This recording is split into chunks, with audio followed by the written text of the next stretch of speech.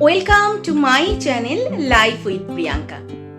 এখন আমি আপনাদেরকে বলবো গুড ইভিনিং। কেন বলুন তো? আজ হচ্ছে বৃহস্পতিবার, 22শে জানুয়ারি। আজ এখন আমি বেরোচ্ছি সরস্বতী ঠাকুর আনতে। যাব কোন্নগর ক্রাইপার রোডে। প্রচুর ঠাকুর কোন্নগর ক্রাইপার রোডে। এখন যাব, ঠাকুরটা নিয়ে আসবো। প্রতিবারের মতো এবারেও আমাদের বাড়িতে হবে সরস্বতী মায়ের পুজো।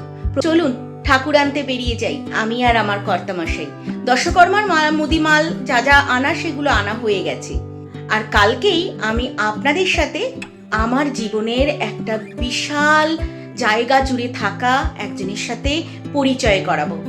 তার জন্য তো অপেক্ষা করতেই হবে। চলুন। এখন নিতে যাচ্ছি ঘটের জন্য ডাব।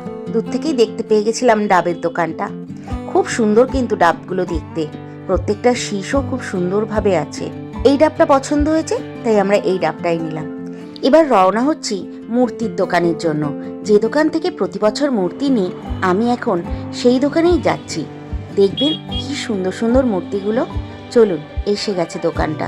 এই যে কি সুন্দর, এক একটা মূর্তি এক এক রকম সুন্দর। কোনটা ছেড়ে কোনটা দেখবো, কোনটা নেব বুঝেই ওঠা যায় না। আমাদের মূর্তি পছন্দ করে নেওয়া হয়ে গেছে, তবে ওনার কাছে রেখে আসলাম, ফেরার পথে নিয়ে যাব।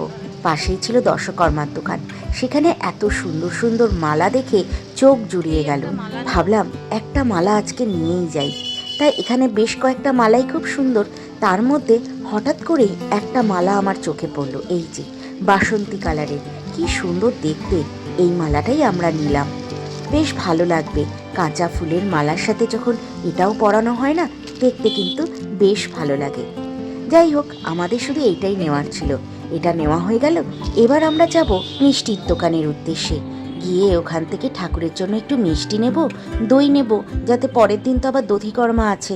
সেই কারণে দই, চিড়ে, খই এগুলো একটু নিতে হবে। এগুলো নিতে সেদিনকে ও ভুলে গেছিল। এই যে মিষ্টির দোকানে এসছি, কিন্তু মিষ্টির দোকানে আসলে তো মিষ্টি দেখে একটু তো ইচ্ছে করেই যে একটু চেখে দেখি কোন মিষ্টি কেমন।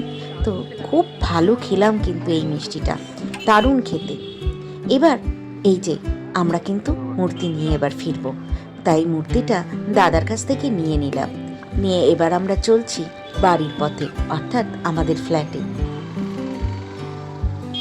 আমরা বাড়িতে এসে গেছি।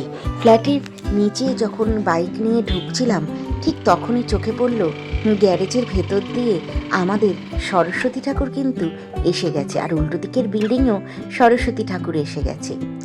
চলুন আপনাদের আমরা গ্যারেজের ভেতর থেকেই অন্তত মা সরস্বতীর দর্শন একটু করাই। এই যে আমাদের অ্যাপার্টমেন্টের ঠাকুর। এবার আমরা ঘরে ঢুকি। মা সরস্বতীকে এখন একটা জায়গায় বসাবো। তারপরে রাত্রে হচ্ছে আমাদের মা সরস্বতীকে যেখানে বসাবো কালকে, তার জায়গাটা সুন্দর করে সাজাতে হবে। এবার উলু দিয়ে মা সরস্বতীকে ঘরে আমি আহ্বান করলাম।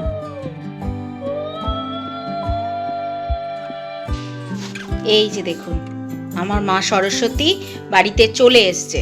কিন্তু আজকে তো মুখ রিভিল করব না, আপনাদেরকে মুখ রিভিল করে দেখাবো কালকে সকালে। Good morning. আজকে হচ্ছে সরস্বতী পুজো। শাড়ি ঠাড়ি পরে তো আমি রেডি হয়ে গেছি। এবার চলুন আমরা সরস্বতী পুজো হাত লাগাই।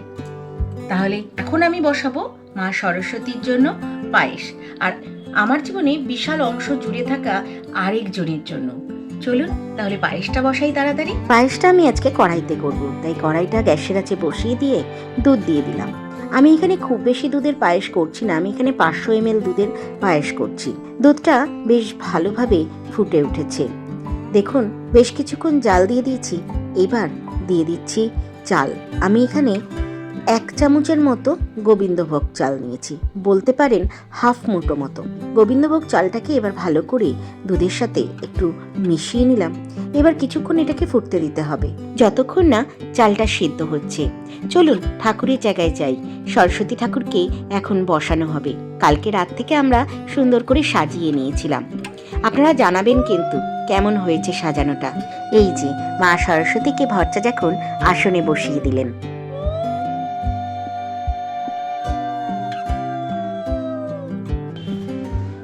এবার পায়েসটাও তো দেখতে হবে, তাই পায়েসের কাছে চলে আসলাম। এই যে দেখুন, অনেকটাই কিন্তু দুধটা টেনে এসছে, আর চালটাও প্রায় সেদ্ধ হয়ে এসছে। আবার যাই ঠাকুরের কাছে, ঠাকুরকে সাজাতে হবে তো। এই যে আমাদের সরস্বতী ঠাকুর সাজানো হয়ে গেছে, দেখুন তো কেমন সাজানো হয়েছে। এবার পুরোহিত মশাই বসে পড়বে, আর আমাদের পুরোহিত মশাইকেও আমরা দেখাচ্ছি, দাঁড়ান। এই যে পুরোহিত মশাই আমাদের। গলায় এটা কিভাবে পেঁচিয়েছো? পুরোহিত এরম ভাবে থাকে? হ্যাঁ, এইভাবে পুরোহিত থাকে।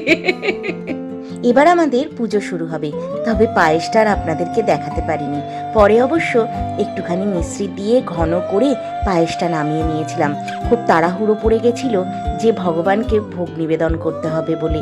চলুন এবার আমরা একটু পুজোর কিছু ঝলক দেখে নিই। এখন যার সাথে পরিচয় করাবো সে হচ্ছে আমার এক বান্ধবী আখির মেয়ে। আমি ওকে আদর করে ডাকি ইরা রানী।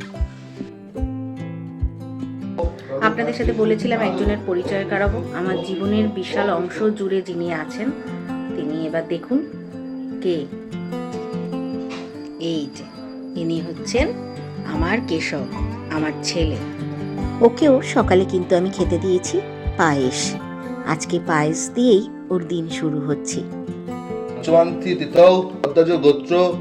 এবার মা সরস্বতীর চক্ষুদান করা হচ্ছে, আর এইখানে শুনতে পাবেন আপনারা কাসরের আওয়াজ, সেটা আমার ইরা রানী বাজাচ্ছে।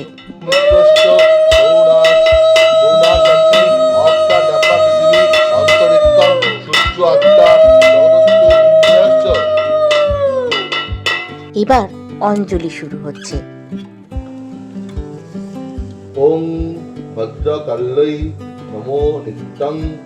পুষ্পাঞ্জলি দেওয়ার জন্য আমরা যখন রেডি হয়েছি তখন আর খেয়াল করিনি যে ক্যামেরাটা ইরা রানীর দিকে পুরোটাই ঘোরানো, কিন্তু পরে যখন ভিডিওটা দেখছি কি ভালো লাগায় মনটা ভরে গেল।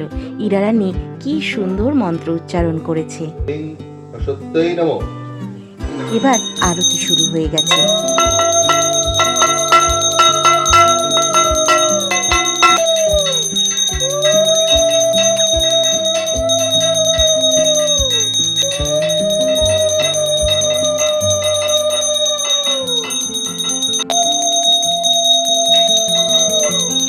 পুরো পুজোটা জুড়ে কিন্তু শান্ত শিষ্ট লক্ষ্মী হয়ে বসেছিল, আর পুরো পুজোটাতেই কাসর কিন্তু ইরা রানীই বাজিয়েছে।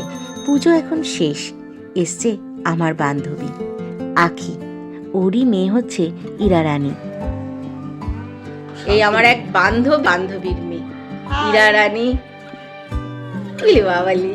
ইরা রানী আর আখি চলে গেল। চলুন আমাদের অ্যাপার্টমেন্টের পুজোটা এবার দেখে নিই। এই যে আমাদের অ্যাপার্টমেন্টের ঠাকুর, কি অপূর্ব দেখতে হয়েছে। এখানে সবাই ফল প্রসাদ নিচ্ছে এখন। আমাদের ফ্ল্যাটের সমস্ত কাকিমারা, জেম্মারা সবাই নেব। এই তো কাকিমারা সবাই ফল প্রসাদ বিতরণের জন্য ব্যবস্থা করছে, যারা আসেনি তাদের ঘরে ঘরে দেবে বলে। আমাদের অ্যাপার্টমেন্টের একজন খুব প্রিয় মানুষ সুকুমার কাকু। এবার চলুন দেখাই আমার কর্তাকে। এই যে ফল প্রসাদ হাতে চলেছি এখন আমাদের ফ্ল্যাটে। এই যে আমার কেশু আর কেশুর ভোগ। এই যে আজকে আমাদের অ্যাপার্টমেন্টে সরস্বতী ঠাকুর হয়েছে, আপনারা দেখেছেন, পুজো হয়েছে এবং ভোগ খাওয়ারও আয়োজন হয়েছে। আমরা এখন সেখানে যাব।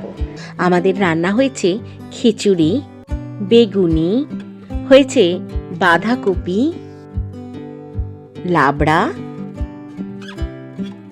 চাটনি, পাঁপড় তো আছেই সঙ্গে, তার সাথে দুধের মিষ্টি। এখনো সবাই এসে উপস্থিত হয়নি, তবে যারা যারা এসে গেছে তাদেরকে খেতে দেওয়া হয়ে গেছে। এই দেখুন অনিরুদ্ধদা, ইনি কিন্তু আমাদের অ্যাপার্টমেন্টে পুজো করেছেন, আর অনিরুদ্ধদা খুব মজার মানুষ। পরিবেশনে হাত লাগিয়ে দিয়েছে আমার বর। এবার চলুন আমরা খেয়ে নিই আগে। তাহলে আজকের ব্লগ কিন্তু এইটুকুই। আবার দেখা হবে পরের দিন নতুন একটি ব্লগের সাথে। শুভ সরস্বতী পুজো। সবাই ভালোভাবে কাটান, প্রত্যেকটা দিন ভালো কাটুক। আপনারা সুস্থ থাকুন, ভালো থাকুন আর আনন্দে থাকুন।